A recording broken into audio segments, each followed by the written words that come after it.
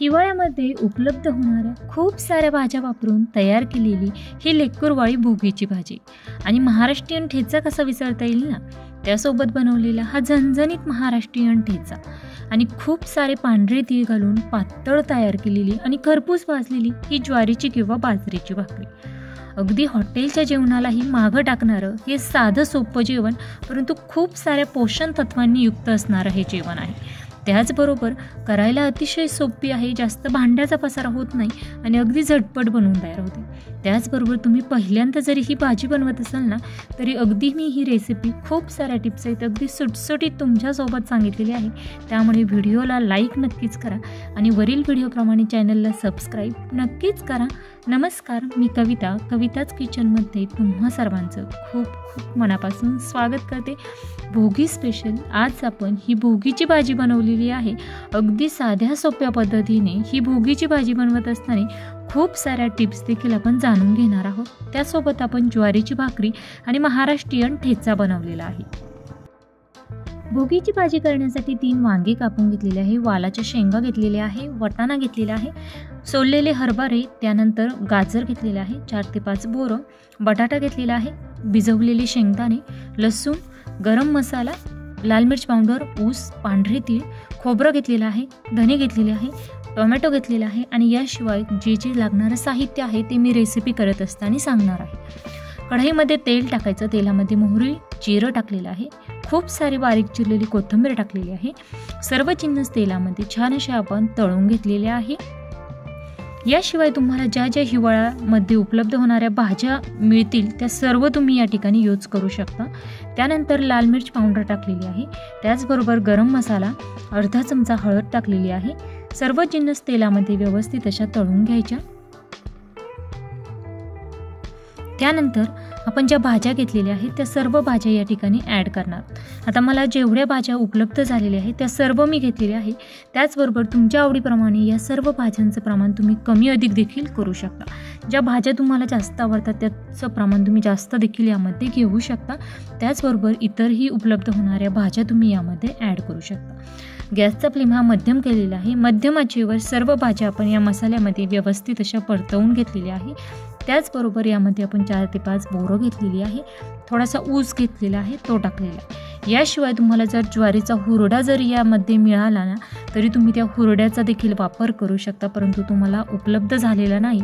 ज्वारीच्या हुरड्यामुळे आणखीन छान अशी टेस्ट या भाजीला येत असते, त्यामुळे मिळाला तर अवश्य वापरा.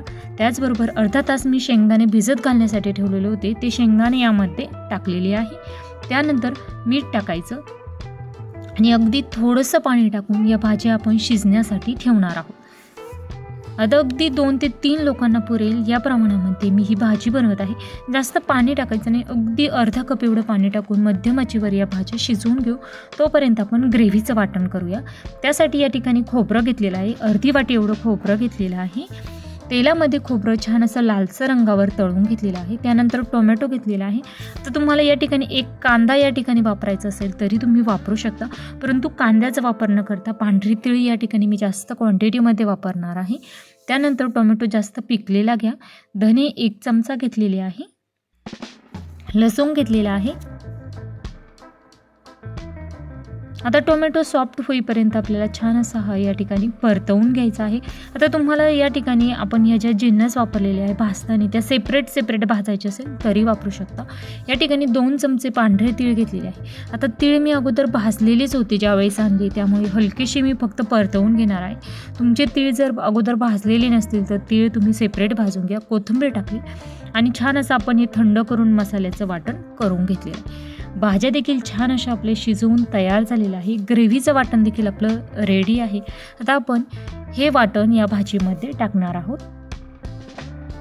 या ठिकाणी हे वाटण करत असताना जेवढं जास्त तुम्हाला बारीक वाटून घेता येईल तेवढं जास्त वाटून घ्या. त्याचबरोबर या भाजीसोबत जी मी ज्वारीची भाकरी बनवणार आहे ती खूप पातळ अशी बनवणार आहे, त्यामुळे ही भाजी करताना थोडीशी दाटसर करणार आहे, घट्टसर ही भाजी बनवणार. तुम्ही जर ज्वारीची किंवा बाजरीची भाकरी थोडीशी जाडसर बनवणार असाल ना, तर ही भाजी करताना थोडीशी ग्रेव्ही तुम्हाला पातळ धरायची आहे. परंतु अगदी पातळ भाकर बनवणार असाल तर दाटसर भाजी बनवली तरीही चालणार आहे. हे पहा, अशा पद्धतीने अगदी गरम पाणी यामध्ये अर्धा ते 1 ग्लास एवढं टाकलेलं आहे. जी पांढरी तीळ आपण शिल्लक ठेवली होती ती टाकलेली आहे.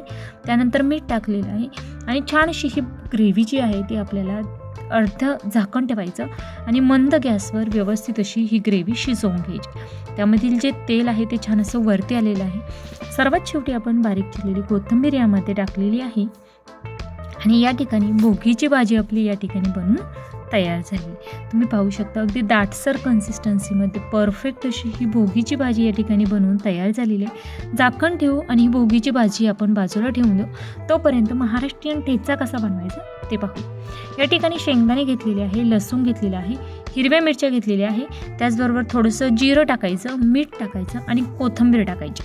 आता तेलामध्ये छान अशा सर्व जिन्नस कुरकुरीत भाजायच्या, कारण जो ठेचा असतो ना तो अगदी छान असा कुरकुरीत असा असतो. त्यासाठी मंद गॅस केलेला आहे आणि मंद गॅसवर छान असे कुरकुरीत शेंगदाणे आणि हिरव्या मिरच्यांचा छान असा वास सुटेपर्यंत आपण त्या भाजून घेतलेल्या होत्या.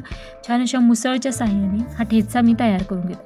आता तुम्ही हवं तर तव्यावर या सर्व जिन्नस भाजून वाटीच्या साहाय्याने देखील तो बारीक करू शकता. छान असा मी हा ठेचा तयार करून घेत आहे.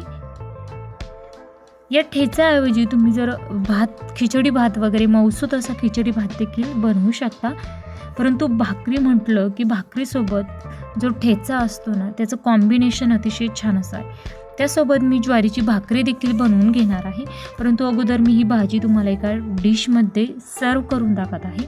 अगदी छान दाटसर अशी आपण ही भाजी या ठिकाणी तयार केलेली आहे. अगदी छान अशी दिसत आहे. परफेक्ट अशी या ठिकाणी आपली ही भोगीची भाजी या ठिकाणी बनवून तयार झालेली आहे.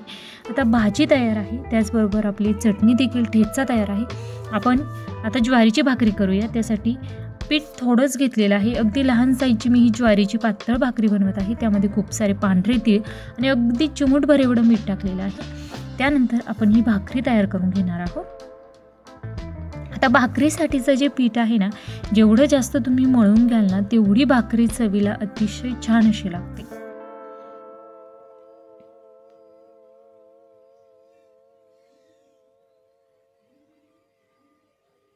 अगदी थोडंसं परातीमध्ये कोरडं पीठ टाकलेलं आहे आणि त्यामध्ये आपण ही भाकर छानशी थापून घेत आहोत. आता तुम्ही जर पहिल्यांदाच भाकर बनवत असाल ना किंवा तुम्हाला भाकर एवढी पाहिजे तेवढी चांगली पातळ अशी करता येत नसेल ना तर तुम्ही भाकर शक्यतो पोलपाटवरच थापून घ्या. कारण पोलपाटवर भाकर तळाला चिटकत नाही, त्यामुळे पटपट अशी ती गोल फिरते आणि परफेक्ट अशी पातळ अशी आपल्याला ही भाकर तयार करता येते. त्यामुळे तुम्हाला जर भाकर तयार करणं थोडंसं अवघड वाटत असेल ना तर तुम्ही भाकर शक्यतो पोलपाटवरच थापून घ्या. हे पहा, छान अशी आपली ही ज्वारीची भाकर या ठिकाणी थापून तयार झालेली आहे. तवा देखील छान असा गरम झालेला आहे. आता आपण ही ज्वारीची भाकर भाजून घेणार आहोत. भाकर भाजताना जी वरील बाजू आहे ती तळाला करायची आहे तव्यावर आणि जी तळाकडील पिठाकडील जी बाजू आहे ती आपल्याला तव्यावर वरील बाजूला टाकायची आहे आणि त्याला छान असं पाणी लावून घ्यायचं. त्यानंतर ही भाकर आपण भाजून घेणार आहोत.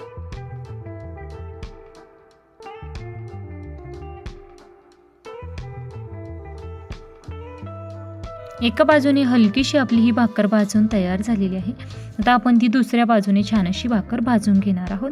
भाकर मी कशा पद्धतीने थापून घेतलेली आहे ना ते जर तुम्ही पाहिलं असेल ना तर तशा पद्धतीची जेव्हा आपण भाकर थापतो ना त्यावेळेस अशा पद्धतीने छान अशी ती भाकर टम्म फुगलेली तयार होते. हे पहा, तुम्ही पाहू शकता परफेक्ट अशी आपली ही भाकर छान अशी फुगलेली आहे. अशा पद्धतीने राहिलेल्या सर्व भाकरी मी करून घेणार आहे. हे पहा,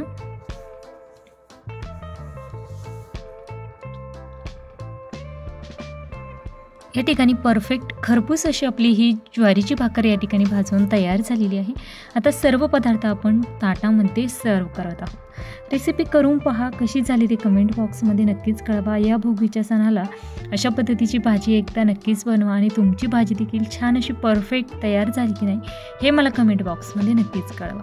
त्याचबरोबर रेसिपी आवडल्यास तुमच्या मित्रमैत्रिणी नातेवाईकांना देखील जास्तीत जास्त शेअर करा आणि आठवड्यातील सोमवारपासून शनिवारपर्यंत येणाऱ्या सर्व रेसिपीज पाहण्यासाठी चॅनलला सबस्क्राईब नक्कीच करा. कारण महिन्यातील फक्त रविवारचे दिवस आपण सुट्टी घेत असतो. सोमवारपासून शनिवारपर्यंत अविरत दररोज दुपारी 12 वाजता मी नवनवीन रेसिपीज यूट्यूबवर शेअर करत असते. त्या सर्व पाहण्यासाठी चॅनलला सबस्क्राईब नक्कीच करा. त्याचबरोबर ही रेसिपी तुम्हाला कशी वाटली हे मला कमेंट बॉक्समध्ये नक्कीच कळवा. तुम्ही माझी रेसिपी कोणत्या भागातून पाहत आहात हे मला कमेंट बॉक्समध्ये नक्कीच कळवा. वेळात वेळ काढून माझी रेसिपी शेवटपर्यंत पाहिल्याबद्दल धन्यवाद. पुन्हा भेटूया उद्याच्या भागामध्ये अशाच नवीन एखाद्या छानशा आणि झणझणीत रेसिपीसोबत. तोपर्यंत धन्यवाद.